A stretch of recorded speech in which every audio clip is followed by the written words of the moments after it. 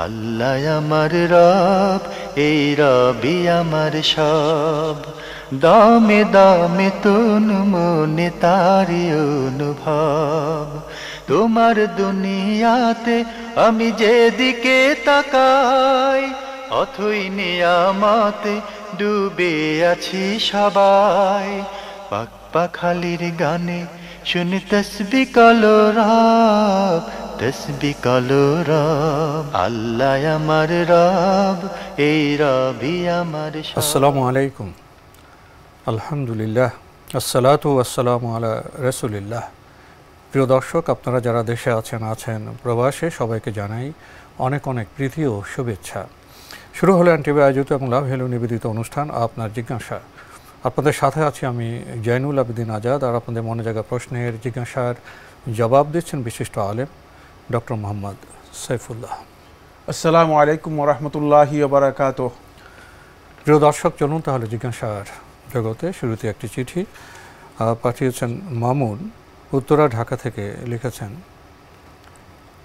অনেকে দুর্নীতি করে শত শত কোটি টাকার পাহাড় জমিয়েছে। এখন তারা যদি পরকালের মুক্তি কামনা করে তবে কি করতে হবে? শুধু তাওবা পড়ে আল্লাহর কাছে জীবনের গুনাহ মাপ চাইলেই হবে, না দুর্নীতি শত শত কোটি টাকা ফেরত দিতে হবে? প্রথম কথা হচ্ছে, দুর্নীতি করে যারা কোটি কোটি টাকা তৈরি করেছে, যদি সে টাকা তাদের কাছে থাকে তাহলে ফেরত দিতে হবে। যেমন টাকা খাটের নিচে, বিছানার নিচে, অথবা এটা কি বলা হয় তাকে, ব্যাংকে বা বাইরে পাঠালো, অথবা বাহিরে কোথাও ব্যালেন্স করে রেখেছে, তাহলে সে টাকা তাকে ফেরত দিতে হবে। যদি সে আল্লাহ তার কাছে তওবা করতে চায় তাহলে সে টাকাই ফেরত দিতে হবে। কিন্তু টাকা দুর্নীতি করে অর্জন করেছে, টাকাকে আর টাকা রাখে নাই, টাকাকে বিভিন্ন কাজে লাগিয়ে দিয়েছে, এবং টাকার ফরম্যাট নাই। বিল্ডিং করে ফেলেছে, গাড়ি কিনে ফেলেছে, ইত্যাদি ইত্যাদি, প্রচুর অন্য কাজ হয়ে গেছে, মানুষের সাথে সম্পৃক্ত অনেক বিষয় হয়ে গিয়েছে, লস হয়ে গিয়েছে, হ্যাঁ, বহু কিছু হয়ে গিয়েছে। অর্থাৎ সেটা তার ব্যক্তি মালিকানাধীন অন্য কাজ হয়ে গিয়েছে, সেটা এখন আর মানুষের টাকা আর নেই। এভাবে দুর্নীতি করে যেগুলো করেছে সেগুলো অন্য জিনিস করে ফেলেছে।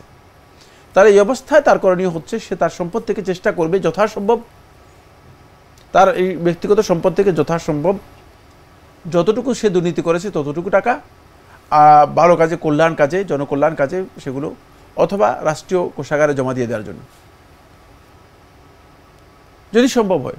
মানে সম্ভব হতে পারে, না হতে পারে, জানি না আমি, যদি তার কাছে ততটুকু সাপোর্ট থাকে। কিন্তু যদি এমন হয় নিশ্চয়ই হয়ে গিয়েছে, নিজেই নিশ্চয় হয়ে গিয়েছে, এটা তো হতে পারে, ঠিক না? অনেক হয় যে নিজের কাছে কিছুই নেই, নিজের চলার মতো অবস্থা যদি না থাকে, তাহলে সে ব্যক্তি আর কিছুই দিবে না, বরং সে আল্লাহ তার কাছে ক্ষমা প্রার্থনা করবে, আল্লাহ তার কাছে ক্ষমা চাইবে। এরপরে 2 নম্বর কাজ হচ্ছে তওবা করবে, আল্লাহর কাছে তওবা করবে, ক্ষমা চাইবে। কঠিনভাবে আল্লাহ রাব্বুল আলামিনের কাছে তওবা করতে হবে, যেন আল্লাহ সুবহানাহু ওয়া তাআলা ক্ষমা করেন।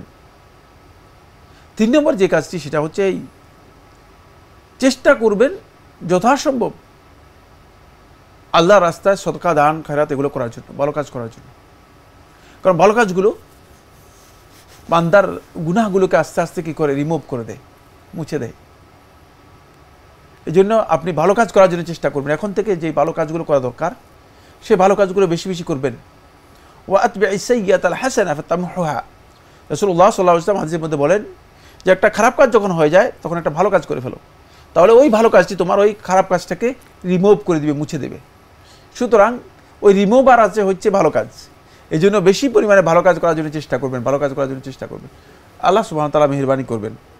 অবশ্যই মানুষের হক অন্তরের মধ্যে এই চিন্তা থাকতে হবে, এই ইচ্ছা থাকতে হবে যে আল্লাহ, আমার সামর্থ্য থাকলে আমি সবটাই পরিশোধ করে দিতাম, এখন আমি অপরাধী, আমি চেষ্টা করতেছি, আমি মেহেরবানি করে আপনি আমার পক্ষ থেকে যদি পরিশোধ করে দেন, যতটুকু আপনার সম্ভব আপনি পরিশোধ করে দেবেন, আর যতটুকু আপনার পক্ষে সম্ভব নয় ততটুকু আল্লাহ তাআলার কাছে ক্ষমা চাইবেন, এবং আল্লাহ তাআলা যেন পরিশোধ করে দেয় আপনার পক্ষ থেকে, সেটা আল্লাহ তাআলার কাছে দোয়া করবেন।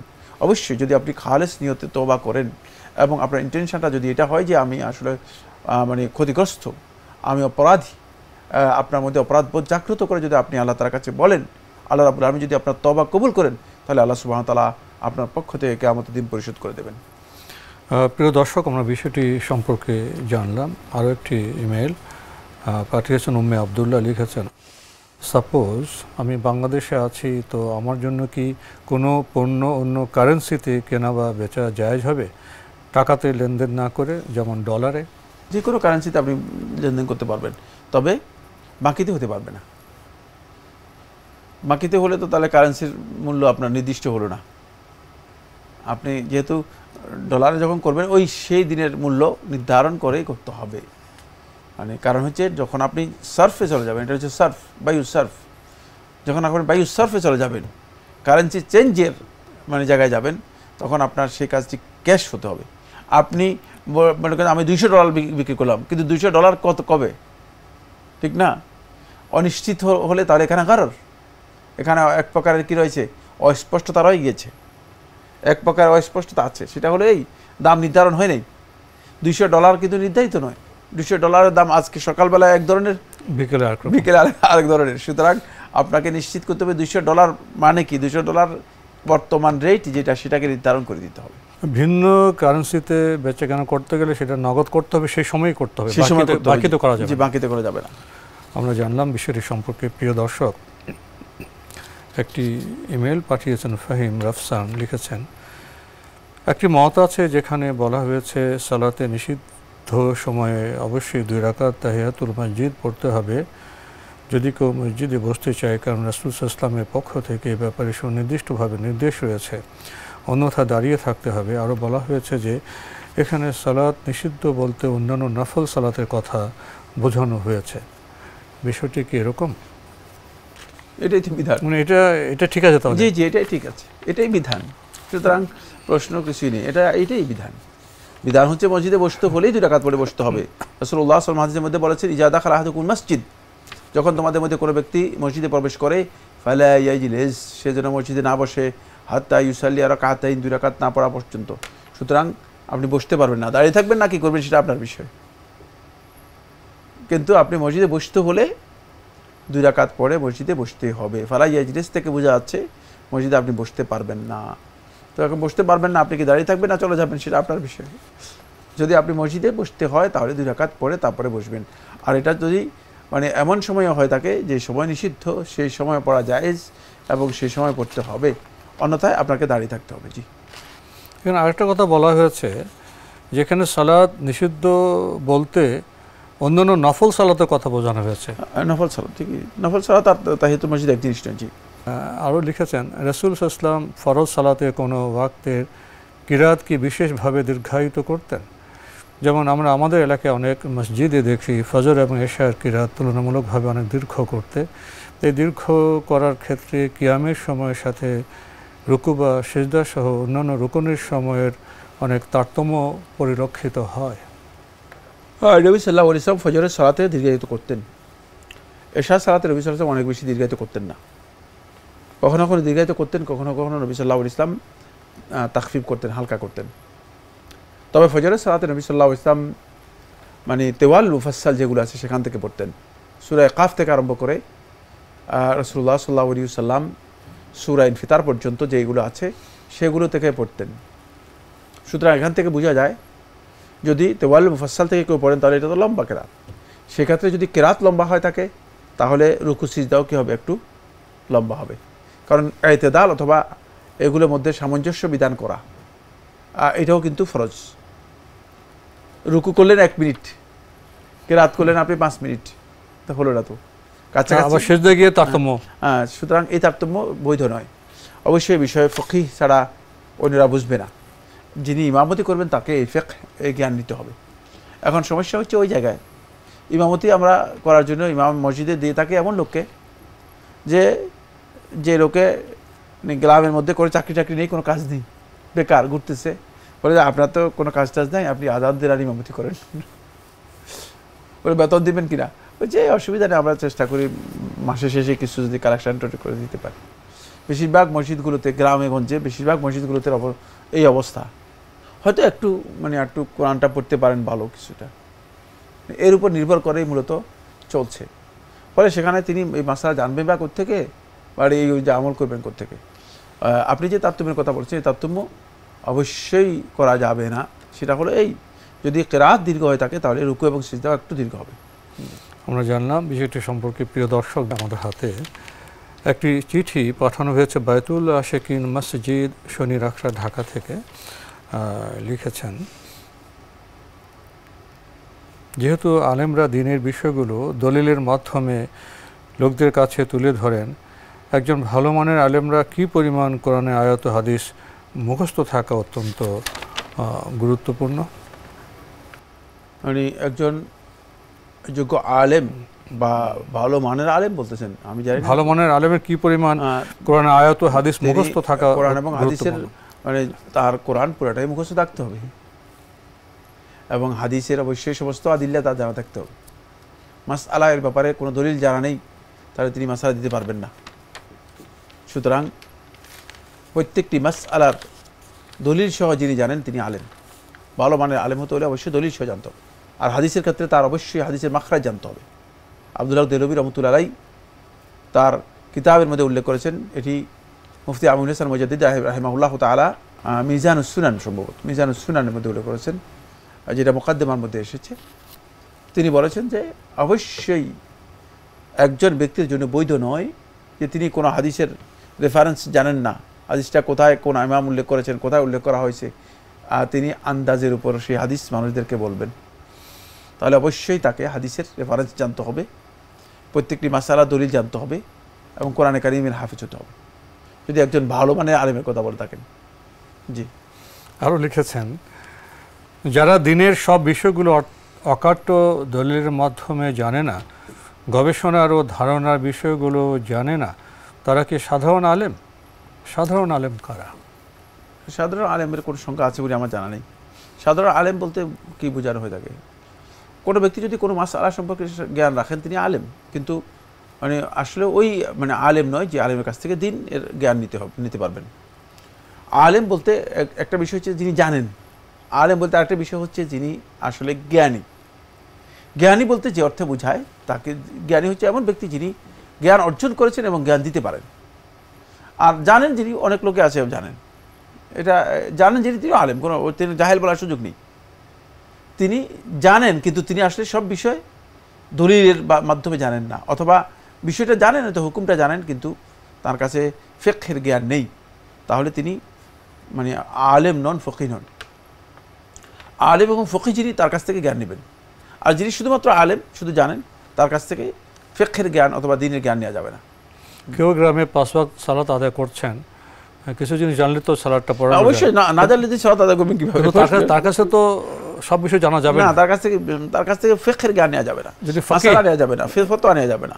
যিনি আলেম ফকিহ তার কাছ থেকে জ্ঞান নেবে, আর যিনি শুধুমাত্র আলেম মানে জানেন অর্থে নামাজ পড়তে জানেন, হ্যাঁ, তাহলে তার কাছ থেকে সে জ্ঞান নেওয়া জায়েজ নেই, শুধু তিনি আমল করতে পারবেন, তিনি ফতোয়া দিতে পারবেন না।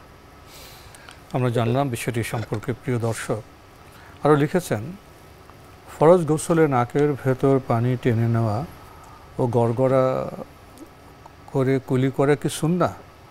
3 বার করা কি সুন্নাহ? হ্যাঁ, উজুর মধ্যে যেভাবে করা হয় থাকে সেটা উজুতে যেটা সুন্নাহ, এটা ফরজ গোসলেও সুন্নাহ।